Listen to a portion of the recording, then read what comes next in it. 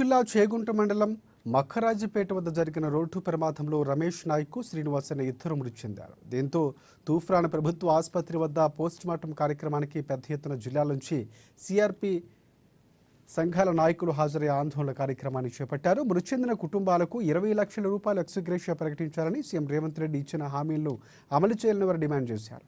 ఈ సందర్భంగా ర్యాలీగా వెళ్లేందుకు ప్రయత్నం చేయగా తూఫ్రాన్ డీఎస్పీ వెంకటరెడ్డి ఆధ్వర్యంలో సిఆర్పీలో అడ్డుకొని అక్రమ అరెస్టు చేశారని ఉపాధ్యాయ సంఘాల నాయకులు పేర్కొన్నారు.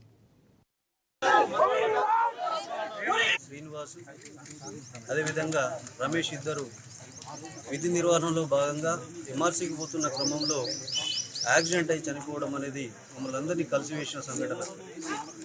మరి ఇలాంటి సంఘటనలు ఈ సమగ్ర శిక్షలో చాలా జరిగాయి.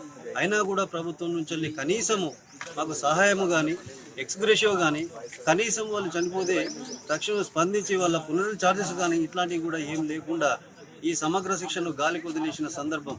మరి ఇన్ని వేల కుటుంబాలు ఈ వ్యవస్థ కోసం పనిచేస్తున్న విద్యా వ్యవస్థను నెత్తి మీద ఎత్తుకొని ఇన్ని రోజులు పనిచేస్తున్నా కూడా కనీస వేతనాలు లేకుండా ఎక్స్గ్రేషియో లేకుండా వాళ్ళ ఉద్యోగానికి భద్రత లేకుండా కూడా మేము ఇన్ని రోజులు పనిచేస్తున్నాం.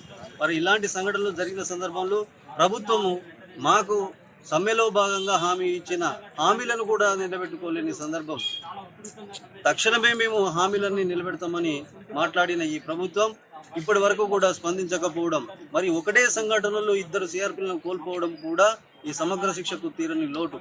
మరి ఇలాంటి సంఘటనలు పునరావృతం కాకుండా తక్షణమే ప్రభుత్వం స్పందించి ఎక్స్గ్రేషియో కానీ కుటుంబానికి భరోసాగా వాళ్ళ కుటుంబంలో ఒకరికి ఉద్యోగం కానీ కల్పించి వాళ్ళందరినీ కూడా ఆదుకోవాలని కోరుతున్నాం. జిల్లా చేగుంట మండలంలో జరిగిన రోడ్డు ప్రమాదంలో రమేష్ అదేవిధంగా శ్రీనివాసులు సిఆర్పీలుగా పనిచేస్తున్న క్రమంలో విధుల నిర్వహణ నిమిత్తం కాంప్లెక్స్ నుంచి మండల కేంద్రానికి వచ్చే క్రమంలో యాక్సిడెంట్ అయి వాళ్ళు చనిపోవడం జరిగింది. చాలా బాధాకరం.